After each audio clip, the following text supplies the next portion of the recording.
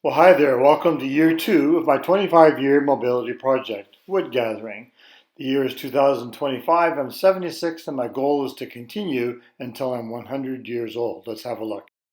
This is the half-dead tree that I've chosen to start with. It's on the side of a hill and therefore quite a challenge. In order to commit to do something until I'm 100 years old, I really have to love it. Wood gathering is out in the fresh air and it's physically and mentally challenging.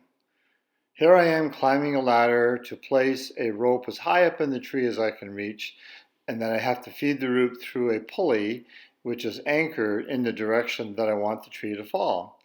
And then in the end, I attach the very end of the rope to a tractor or an ATV to pull on the rope at the right time to help bring the tree down exactly where I want it.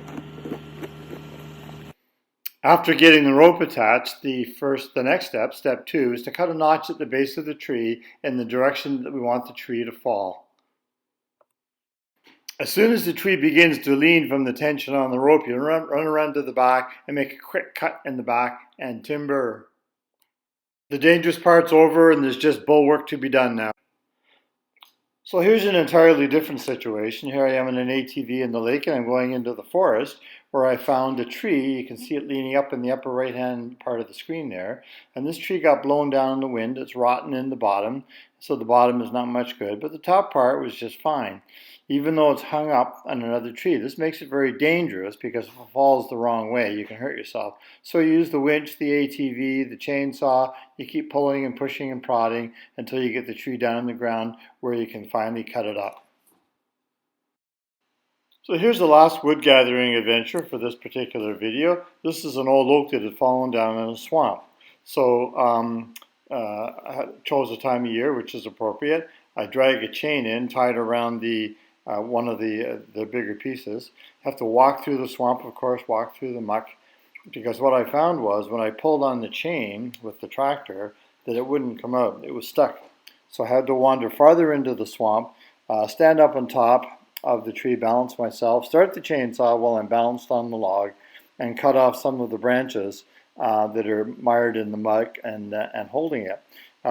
Great for my age 100 mobility project. It's active, it's hard. I'm totally engaged at the moment. I'm not thinking about a little bit of pain in my hips or anything like that. I'm concerned about balance and safety and getting the job done.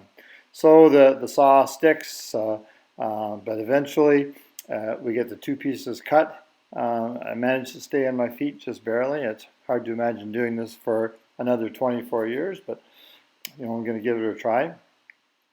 So you start saw up again. There's one more branch. Make sure you got your footing.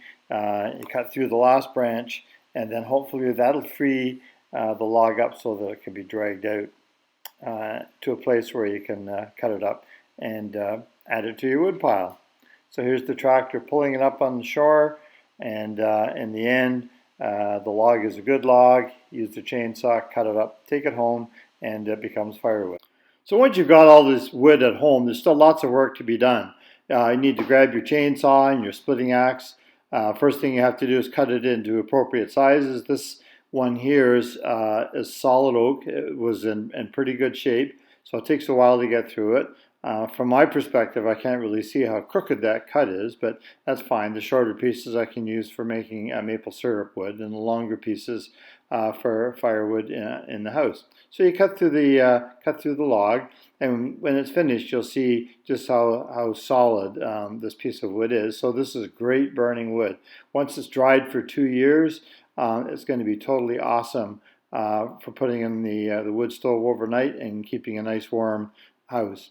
So in order to split this up smaller, because it's too heavy for me to carry the way it is, I use the chainsaw and I make a big notch in the top. Just cut maybe down maybe 3 or 4 inches, and then I'm going to use a splitting maul, and the splitting maul I think is about 8 pounds, and so I take it and I try to aim for the notch that I cut in there, and it should just take a couple of good whacks, and it should fall apart and be reasonably ready for transport. If it was still too big, I would just take a couple more whacks at it without the notch because it's smaller now. And then I'd be able to load it on the ATV or the tractor and put it in the wood pile. Lots of activity, lots of fun. Please subscribe if you like the idea of maintaining your mobility until you are 100 years old.